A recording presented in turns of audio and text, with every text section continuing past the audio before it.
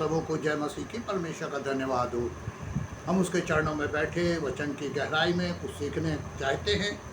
हम जानते हैं ये अंतिम दिन है। प्रभु यीशु ने मत्ती 24 में यह कहा था कि मैं जाता हूँ तुम्हारी जगह तैयार करने, आऊँगा तो तुम्हें ले जाऊँगा। यहाँ पे चेलों से जब प्रभु बातचीत कर रहे थे तो उनका वायदा सिर्फ चेलों के लिए नहीं था, हर उस इंसान के लिए है जो प्रभु यीशु के पीछे चलते हैं और जिनका जीवन प्रभु यीशु के संग है। उन्होंने कहा मैं आऊँगा तुम्हें ले जाऊँगा। कितने भाग्यशाली लोग हैं हम कि हमारे लिए प्रभु जगह तैयार कर रहे हैं। यमुना 14 पढ़ेंगे, वहाँ पे देखिए क्या लिखा हुआ है। यमुना 14 और बहुत खुले रूप से प्रभु ने जो चीज़ सिखाई या बताई है उसे हम थोड़ी देर के लिए आपके पास लेके आते हैं। और आप चाहते हैं अपनी बाइबल भी खोल सकते हैं। यहाँ लिखा हुआ है यमुना 14 की पहली आयत में, तुम्हारा मन व्याकुल ना हो, तुम्हारा मन व्याकुल ना हो, तुम परमेश्वर पर विश्वास रखते हो, मुझ पर भी रखो। मेरे पिता के घर में बहुत से रहने के स्थान है, यदि ना होते तो मैं तुमसे बता देता। और मैं तुम्हारे लिए जगह तैयार करने जाता हूँ, और यदि मैं जाकर तुम्हारे लिए जगह तैयार करूँ तो फिर आकर तुम्हें अपने यहाँ ले जाऊँगा, ताकि जहाँ मैं रहूँ वहाँ तुम भी रहो। कितना बड़ा वायदा है मेरे प्रियो। प्रभु कह रहे हैं तुम्हारे जगह तैयार करने जा रहा हूँ, आऊँगा तुम्हें ले जाऊँगा। और इसी संदर्भ में यीशु मसीह ने यूहन्ना को प्रकाशित वाक्य दिखाया। प्रकाशित वाक्य में दिखाया कि अंत के दिनों में क्या क्या होगा। अब यहाँ पे जो घोड़ों का वर्णन है वो एक्चुअली स्वर्गदूत है, और वो स्वर्गीय घोड़ों पे है। और बाइबल ये बताती है परमेश्वर की सेना इसी प्रकार से चलती है। प्रभु ने जब ये वायदा किया मैं आके तुम्हें ले जाऊंगा, तो बाइबल ये बता रही है कि यहाँ पर प्रभु ने क्या कहा। प्रकाशित वाक्य 9वें बाब में उन्होंने कहा चारों दूत खोल दिए गए और फिर वो आए ताकि वो पृथ्वी पर मनुष्यों की 1/3 को मार डालें। और मेरे प्रियो, ये आप जब इसकी 7वीं आयत पढ़ेंगे तो यहाँ उन घोड़सवारों का, घोड़ों का और फौज का जिक्र है। अब यहाँ जब हम आगे बढ़ते हैं तो बाइबल में लिखा हुआ है उनके फौज के सवारों की गिनती 20 करोड़ थी। 20 करोड़ की गिनती सवारों की है जो मनुष्यों को मारने के लिए पृथ्वी पर आ रहे हैं। अभी कल जब मैंने पेपर में पढ़ा कि पूरे वर्ल्ड की पॉपुलेशन इस वक्त करीब करीब 800 करोड़ से ज़्यादा हो गई। और मेरे प्रियो, बाइबल ये बता रही है हमारे चाइना और इंडिया की ही पॉपुलेशन 2-2.5 करोड़ से ऊपर हो चुकी है। तो बाइबल ये बता रही है 1/3 मरेंगे। तो अगर 800 करोड़ को माइनस करें तो मान के चले कम से कम 250 से 300 करोड़ के बीच में लोग मर जाएंगे। अब यहाँ पे बाइबल कह रही है कि उनके फौज के सवारों की गिनती की और वो 20 करोड़ थी। और मैंने उनकी गिनती सुनी, यूहन्ना को वो गिनती सुनाई पड़ी। 20 करोड़ लोग पृथ्वी पर आएंगे तो कैसे क्या होगा हम नहीं सोच सकते। बाइबल में लिखा है आसा राजा के टाइम में एक स्वर्गदूत उतरा और उसने 1,25,000 एक बार में मार दिया। अब 20 करोड़ लोग को मल्टीप्लाई करें 1,20,25,000 से तो सोचिए अरबों में चली जाएगी संख्या। और बाइबल ये बता रही है कि ये घुड़सवार पृथ्वी पर आए, उनकी गिनती बताई, और मुझे कुछ इस दर्शन में घोड़े और उनके ऐसे सवार दिखाई दिए जिनकी झिलम आग। अब यहाँ पर हर घुड़सवार जो है उसकी जो झिलम यानी सामने जो ब्रेस्ट प्लेट है वो बाइबल कह रही है कि उसमें आग लगी हुई थी, झिलमें आग से थी। जो टच में आएगा मर जाएगा, जल जाएगा। तो परमेश्वर यही तो बताना चाह रहे हैं भयानकता कितनी होगी। अब सवारों के जो चेस्ट पे ब्रेस्ट प्लेट है उससे आग निकल रही है। मेरे प्रियो, जब हम नीति वचन पढ़ेंगे तो वहाँ लिखा 4 चीज़ें नहीं कहती बस। आप आग जलाइए, उसमें जो भी डालते जाइए वो जलता जाएगा, आग कभी नहीं कहेगी बस। और बाइबल ये बता रही है कि ये जो घुड़सवार हैं इनके जो ब्रेस्ट प्लेट है सामने, इन्होंने जो चेस्ट पे एक कवच पहन रखा है उसमें से आग निकल रही है। यानी हम अंदाज नहीं कर सकते कि उस आग की फ्लेम कितनी दूर जा रही होगी, किस तरीके से वो आग भयानक रूप लेती जा रही होगी। और बाइबल ये कह रही है कि लोग उसके टच में आके भी मरेंगे। तो पहली चीज़ ब्रेस्टप्लेट में आग है। दूसरी चीज़ है धूम्रपान। ये एक ऐसा मटेरियल होता है जो बहुत जल्दी आग पकड़ता है और भयानक रूप से रिफ्लेक्ट करता है बॉडी में। अगली बार हम आपको बताएंगे ये धूम्रपान क्या असली चीज़ क्या होती है। मेरे प्रियो, बाइबल में लिखा है यहाँ 3 चीज़ें हैं, आग, धूम्रपान और गंधक की स्थिति। गंधक हम सब जानते हैं कि अगर जले पे गंधक लग जाए तो क्या होता है, जलन को दुगना कर देती है। अब ये 3 चीज़ें उनके ब्रेस्टप्लेट में है और कोई भी मनुष्य, कोई भी घुड़सवार, कोई भी इंसान उनसे लड़ नहीं सकता है। तो परमेश्वर ने अपने दूतों को जो पृथ्वी पर भेजा है तिहाई मारने के लिए, उनके घुड़सवार स्वर्गीय चीज़ों से भरे हुए हैं और स्वर्गीय चीज़ों पर पृथ्वी की किसी चीज़ का असर नहीं हो सकता। ये हमेशा हमको समझकर चलना चाहिए, क्योंकि बाइबल ये बार बार सिखाती है कि परमेश्वर हमेशा अपने लोगों को स्वर्ग चीज़ों से तैयार करते हैं। वो कभी नहीं कहते वो पृथ्वी की, और जिस पृथ्वी चीज़ को यूज़ करते हैं वो स्वर्गीय हो जाती है। जैसे यीशु मसीह ने पानी भरवाया पहले मिरेकल में, निकाला तो मैं बन चुका था, अंगूर का रस बन चुका था।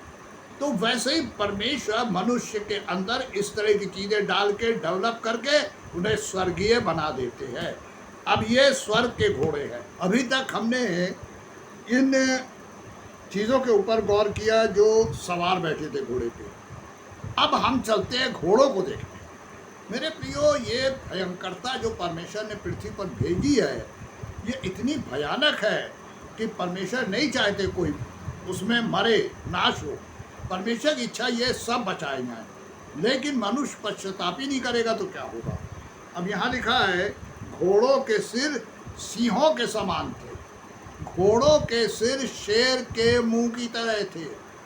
अब आप अंदाज और हम अंदाज कर सकते हैं कि अगर हम लोगों ने जू में जाके शेर देखा होगा, म्यूज़ियम के अंदर शेर की खाल में शेर के डेड बॉडी को देखा होगा, तो उसका मुंह कैसा होता है। मेरे प्रियो, उसकी सारी ताकत मुंह और पंजे में होती है।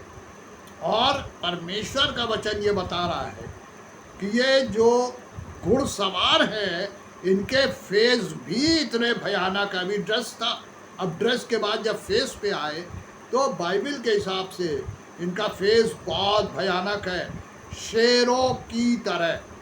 अब वो सारी एबिलिटी तो होंगी ना जो शेर में होती है। तो लिखा हुआ है शेरों के समान थे और मुंह से उनके आग, धुआं और गंधक निकलती थी। एक तो फेस शेरों की तरह, दूसरा जब वो मुंह से फूंकते होंगे या आगे बढ़कर कुछ निकाल रहे हैं मुंह से, तो बाइबल बता रही है उसमें से 3 चीज़ें निकल रही हैं। वो है आग। आग चेस्ट पे भी है धूम्रपान के साथ, और यहाँ पर मुंह से भी निकल रही है। तो बाइबल कह रही है उसके मुंह से, पहली चीज़ शेरों के मुंह से आग निकल रही है। अब अगर हम गौर करें तो आपने वेल्डिंग वाले को देखा होगा, जो वेल्डिंग करते हैं, उनके जो पॉइंट होता है उससे जो आग निकलती है कितनी भयानक होती है, ब्लूइश कलर की। अब बाइबल ये नहीं बता रही किस तरह की आग होगी, लेकिन यहाँ ये शेरों के मुंह से आग निकल रही है। अब सवार में भी आग और शेरों के मुंह में भी आग, लेकिन सिर्फ आग नहीं है, वहाँ लिखा हुआ है धुएं और गंधक। आग के साथ धुआं होना ही होना है और प्लस गंधक भी। मेरे प्रियो, ये तीनों चीज़ें आग भड़काने वाली हैं और आग के साथ धुआं हर जगह होता है। यहाँ पर परमेश्वर मनुष्य को चेतावनी देते हुए चाहते हैं कि जब वो इस भयंकरता को देखे और पढ़े तो वो समझ जाए कि वो किन परिस्थितियों से निकलने जा रहे हैं। और उन बाइबल जब बताती है कि परमेश्वर ने 1/3 को मारने का डिसीजन कर रखा है। हम जब 9वें बाब की 10वीं आयत में आते हैं, 15वीं आयत में, तो बाइबल बताती है वे चारों स्वर्गदूत खोल दिए गए और उस घड़ी और दिन और महान वर्ष के लिए मनुष्य की 1/3 को मार डालने के लिए तैयार किए गए। कम से कम 250 से 300 करोड़ लोगों को ये मारेंगे। अब अगर हम परमेश्वर के वचन की और गहराई में जाएंगे तो मेरे प्रियो, एक बात हम अच्छी तरह समझ लें कि जब परमेश्वर ने मिस्र में 10 विपत्तियां भेजी तो बाइबल ये बताती है कि कुछ विपत्तियों में परमेश्वर ने इस्राएलियों को बचा लिया था। वो सिर्फ मिस्रियों पे आई थी। और बाइबल में प्रकाशित वाक्य में भी धीरे धीरे वही विपत्तियां आने जा रही हैं। वहाँ पर पैलौठे मारे, सारे पैलौठे मर गए, चाहे राजा का हो, चाहे रंग का हो, गरीब का हो। और यहाँ भी बाइबल ये बता रही है कि आप पैलौठों का वर्णन नहीं है, यहाँ तो 1/3, अब इसमें छोटे बच्चे भी होंगे, टीनेजर भी होंगे, जवान भी होंगे, और अधेड़ भी होंगे, और सीनियर भी, बुजुर्ग भी होंगे। ये वो लोग जिन्हें बार बार तो मौका मिला लेकिन ये बचना नहीं मांगते थे। मिस्र में जब परमेश्वर ने इस्राएलियों से बोला कि मैं तुम्हारे बीच से गुजरूंगा, अपने घरों के चौखट पे खून लगा लेना। अब चूंकि जो मिस्री देख चुके थे कि हम महामारी से कैसे गुजरे हैं, उन्होंने बचने के लिए अपने अपने चौखटों पर भी लगा दिया ब्लड और बच गए, क्योंकि वो ये समझ चुके थे कि परमेश्वर जो बोल रहा है वो करेंगे और बचेगा कोई नहीं, क्योंकि 9 विपत्ति देख चुके थे वो। तो मेरे प्रियो, आज भी जो आदमी परमेश्वर के इन वचनों को पढ़कर समझ रहा है वो तो बचने की तैयारी कर रहा है, लेकिन जो समझ नहीं रहा है, जो बार बार अपने हृदय कठोर कर रहा है, संसारिकता में जो लिप्त है, संसार से अलग नहीं होना चाहता, वो आज कितने अजीब तरीके से मौत के करीब जा रहा है। अभी मुझे कई बार जब बाहर प्रचार करने निकलता हूँ तो मेरे प्रियो, मैंने एक अजीब सी कुछ चीज़ें देखी जो आज चर्चों में हो रही हैं। लोग बैठे चर्च में रहते हैं और मोबाइलों से खेलते रहते हैं। जब परमेश्वर कलीसियाओं को, 7 कलीसियाओं को पत्र लिखवा रहे थे, यानी मैसेज भेज रहे थे, तो 7 कलीसियाओं से एक बात कही, मन फिराओ। लेकिन मैं आपके सामने तीसरे बाब प्रकाशित 3 की 10वीं आयत पढ़ूंगा। फिलाडेल्फिया की कलीसिया को क्या कहा प्रभु ने, इसकी 10वीं आयत, तूने मेरे धीरज के वचन को थामा है। यानी जो इंसान परमेश्वर के वचन में बना रहता है, जिसको ये मालूम है सब पूरा होना है, वो जानता है परमेश्वर को, परमेश्वर उसे पहचानते हैं, इसीलिए लिखा है कि तूने मेरे धीरज के वचन को थामा है, इसलिए मैं भी तुझे परीक्षा के उस समय बचा रखूंगा जो पृथ्वी पर रहने वालों के परखने के लिए सारे संसार पे आने वाली है। तो मेरे प्रियो, यहाँ पे जो मेन रीज़न है बचने का बस एक है, धीरज के वचन को थामना। और धीरज का वचन ये है, परमेश्वर पर भरोसा रखना, परमेश्वर के साथ हर चीज़ शेयर करना, और साथ में वचन को अंदर रखना। प्रार्थना में एक बात हमेशा याद रखनी चाहिए कि जब हम कोई चीज़ मांगते हैं परमेश्वर से, तो परमेश्वर के एक वचनों को रिमाइंड करना चाहिए, रिमाइंड कराना चाहिए कि आपने कहा है, आपने कहा, और देखिए परमेश्वर देंगे, ताकि परमेश्वर के सामने ये बात जाए कि हाँ, आप और मैं परमेश्वर की वचन को जानते हैं। मेरे प्रियो, अगर ये धीरज का वचन हमारे पास नहीं है तो मैंने दिखाया आपको कि ये प्रकाशित वाक्य के अंदर जो घोड़े सवार छोड़े गए हैं उनका हश्र क्या होगा मैं नहीं जानता, कोई नहीं जानता। ये किस बेल्ट में मारेंगे, ये कौन सी बेल्ट होगी, एशिया, अमेरिका एरिया, अफ्रीका, कोई भी बेल्ट हो, लेकिन होनी है और 1/3 मरने हैं।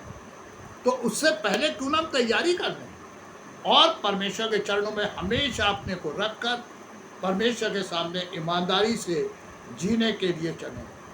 जो प्रभु के पीछे है, प्रभु उनके आगे है, वो कभी नहीं गिरेंगे। होने दीजिए कि परमेश्वर वचन के द्वारा आपको आशीष दे, साथ में चौकन्ना भी रहे हम क्योंकि पता नहीं कब हमारी लाइफ में क्या आ जाएगा। प्रभु आप सबों को आशीष दे। आमीन।